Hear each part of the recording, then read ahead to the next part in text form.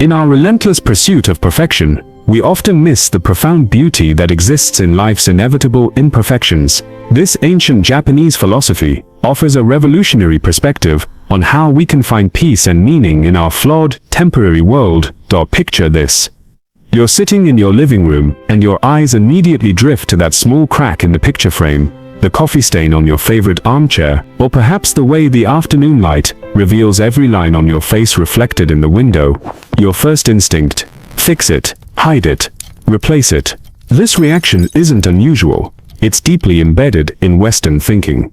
We've built entire industries around the elimination of flaws. Our culture wages a constant battle against the natural order, armed with reason, logic, and an unwavering belief in absolute truths. We chase ideals that burn bright in our imagination: perfect symmetry, eternal youth, flawless execution, and permanent solutions. But here's the paradox: this fire of perfectionism demands constant fuel. We feed it with endless energy, resources, and mental bandwidth, yet it remains perpetually hungry, always threatening to extinguish. Many of us have already watched it burn out, leaving behind a cold emptiness where hope once lived. Others burn themselves up entirely, consumed by desires that can never truly be satisfied. The uncomfortable truth is that our war against imperfection is a war against the very nature of existence itself. In 12th century Japan, a Buddhist monk named Norin established the first independent Zen Buddhist school, bringing revolutionary ideas from Chinese Chan Buddhism to Japanese soil. These teachings contained a radical proposition: what if suffering wasn't something to be eliminated, but understood? Buddhism teaches us that suffering is inescapable, arising from the tension between what we desire and what actually exists. We crave permanence in a universe of constant change. We demand perfection from a reality that is inherently flawed. We seek certainty in a world of endless flux and mystery. Most philosophical traditions view this tension as a problem to be solved. Zen Buddhism, however, suggests something different. What if this impermanent, imperfect condition isn't our enemy but our teacher? By the 15th century, this Buddhist understanding had evolved into something uniquely Japanese. Two concepts merged to create a new way of seeing: Wabi-Sabi. While no direct English translation captures its full essence, Wabi-Sabi represents the profound beauty found in impermanence, imperfection, and incompleteness. This isn't simply about accepting flaws. It's about discovering that what we typically consider flawed might actually be where true beauty resides. Visual artist Richard Powell captured this philosophy beautifully. Wabi-Sabi nurtures all that is authentic by acknowledging three simple realities: nothing lasts, nothing is finished, and nothing is perfect. Consider how different our lives might be if we truly internalized these three principles. Instead of fighting against the temporary nature of everything we love, we could appreciate moments precisely because they won't last forever. Instead of abandoning projects that aren't perfect, we could find beauty in their ongoing evolution. Instead of hiding our scars and imperfections, we could recognize them as evidence of our authentic human experience. Raku pottery exemplifies Wabi-Sabi aesthetics in the most tangible way. Unlike mass-produced ceramics that prize uniformity, Raku pieces are individually hand-shaped, fired at relatively low temperatures, then removed while still glowing hot, and left to cool in open air. The result? Porous vessels with irregular shapes, unpredictable coloring, and unique characteristics that could never be replicated. Each piece tells a story of its creation process: the cracks, the asymmetry, the unexpected color variations. These aren't manufacturing defects to be corrected. They're the soul of the piece, proof of its journey from clay to art. Even more striking is the practice of Kintsugi, where broken pottery is repaired using powdered gold, silver, or platinum mixed with lacquer. Rather than hiding the damage, Kintsugi celebrates it. The golden seams become the most beautiful part of the piece, transforming what was broken into something more precious than it ever was when whole. Imagine applying this philosophy to our own lives. What if we highlighted our struggles with gold instead of hiding them? What if our scars became the most beautiful parts of our stories? The transformation of the Japanese tea ceremony illustrates how Wabi-Sabi can revolutionize entire cultural practices.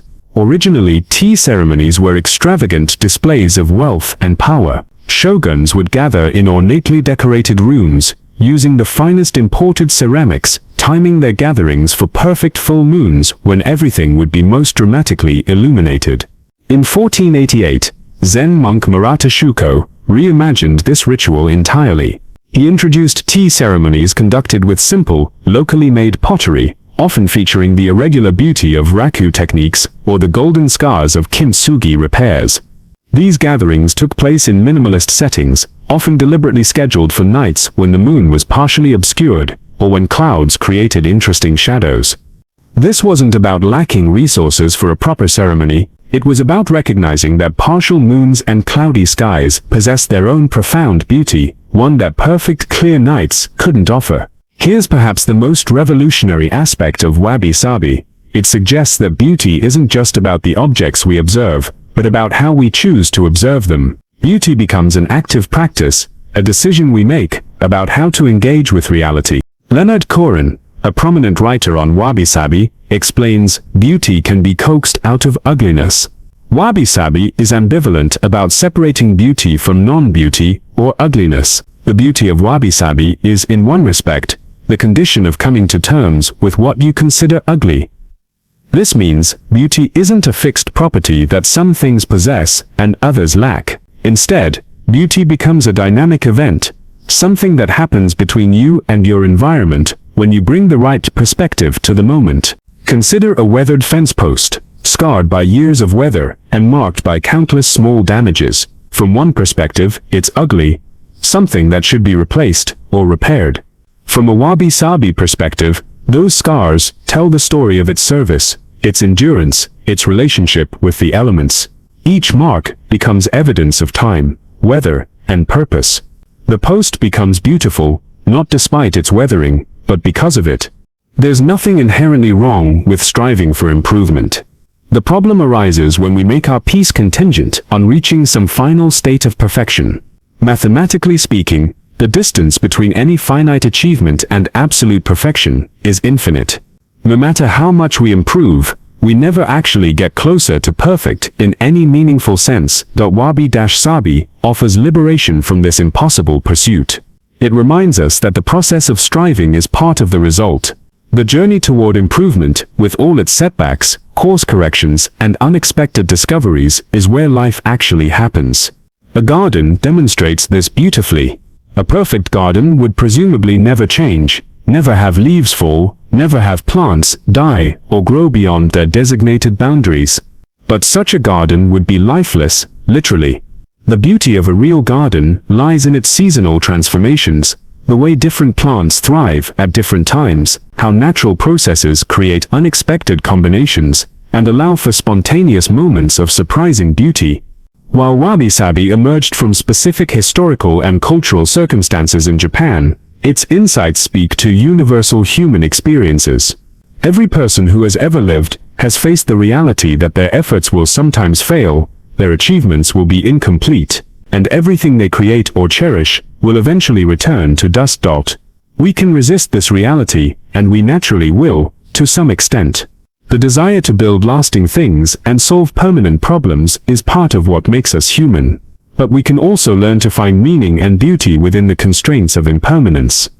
Every crack in our walls tells the story of a house settling into its foundation. Every gray hair represents time lived, experiences accumulated. Every abandoned project teaches us something about our interests, limitations, or changing priorities. Every relationship that ends contributes to our understanding of love, connection, and what we truly value. How might we apply Wabi-Sabi principles to contemporary challenges? Start small and specific. When you notice signs of aging in your appearance, instead of immediately planning cosmetic interventions, spend a moment appreciating what those changes represent. That scar from childhood adventure, those smile lines from years of laughter, the hands that show evidence of work and care, these aren't flaws to be erased, but stories to be honored. When projects at work don't turn out exactly as envisioned, instead of focusing solely on what went wrong, notice what emerged that couldn't have been planned. Often our most valuable insights come from unexpected directions, from mistakes that forced us to think differently, from limitations that sparked creative solutions. When relationships face difficulties, Instead of comparing them to some idealized version of perfect partnership, appreciate the unique beauty of working through challenges together. The couples who seem most genuinely happy aren't those who never disagree, but those who have learned to navigate disagreement with respect, humor, and genuine care for each other's well-being. Writer David Foster Wallace offered a profound insight that aligns beautifully with Wabi-Sabi philosophy. Our default setting tends to interpret everyday experiences as annoying inconveniences. But if we learn to pay attention differently, we can experience ordinary moments as not just meaningful, but sacred. The commute that usually feels like wasted time becomes an opportunity for reflection or observation. The household chores that seem tedious become meditative practices in caring for your living space. The small talk with neighbors transforms into genuine connection with the people who share your community. This doesn't require believing in any particular spiritual or mystical framework. It simply requires recognizing that you have the power to choose how you interpret your experiences. You can view interruptions as frustrations or as reminders that life is unpredictable and full of unexpected encounters. You can see maintenance tasks as burdens or as opportunities to care for the things that support your daily life. Perhaps the most beautiful aspect of Wabi-Sabi is how it applies to itself. None of us can perfectly embrace imperfection. We'll still sometimes feel frustrated by delays, disappointed by flaws, anxious about uncertainty. We'll still catch ourselves chasing impossible standards or feeling dissatisfied with perfectly adequate circumstances. But our inability to perfectly practice Wabi-Sabi is itself perfectly aligned with Wabi-Sabi principles. We're imperfect beings trying to make peace with imperfection, and there's something beautifully honest and human about that contradiction. The goal isn't to never feel the desire for improvement or the sting of disappointment. It's to gradually expand our capacity to find beauty and meaning within the conditions that actually exist, rather than waiting for conditions that never will. Wabi-Sabi doesn't ask us to abandon all preferences or stop working toward positive change. Instead, it offers a supplementary lens, a way of seeing that can coexist with our natural drive for improvement and our legitimate desire for things to work well. When we're stuck in traffic, we can simultaneously work toward better transportation solutions and appreciate the unexpected opportunity for quiet reflection.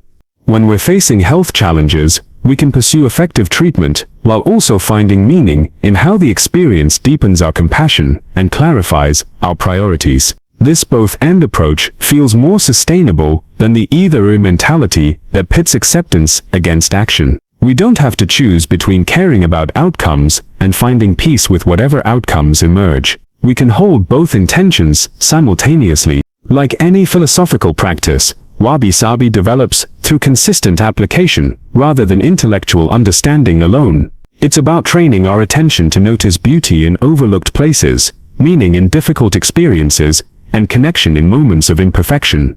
Start by spending a few minutes each day deliberately looking for Wabi-Sabi beauty in your immediate environment. The way morning light hits a slightly cluttered desk, the interesting shadows created by bare winter trees, the comfortable imperfection of a well-used kitchen where people actually cook and live. Notice how this practice gradually shifts your relationship with imperfection throughout your day. You might find yourself less irritated by minor inconveniences, more appreciative of authentic human moments, more able to find genuine beauty in the world as it actually exists, rather than as you wish it would be. At its deepest level, Wabi-Sabi points towards something even more profound than aesthetic appreciation, a recognition of the fundamental interconnectedness of all existence. Every crack in every surface connects to the same universal processes of change and entropy. Every moment of imperfection reminds us that we're part of something much larger than our individual desires for control and permanence. In learning to embrace things as they are, rather than as we want them to be, we don't just find peace with imperfection, we discover our place in the larger pattern of existence. We recognize that our struggles, limitations, and eventual mortality connect us to every other conscious being who has ever faced the beautiful, terrible, temporary gift of existence. This recognition can transform ordinary moments into experiences of genuine wonder, not because we believe anything mystical about the universe, but because we choose to see the miraculous complexity and improbable beauty of simply being alive, aware, and connected to everything else that exists. In every crack on every plate, every stain on every couch, every wrinkle on every face, every room that's slightly askew, we can choose to see truth, beauty, and the profound interconnectedness that makes all experience possible. That choice, available to us in every moment, might be the most practical wisdom any philosophy can offer.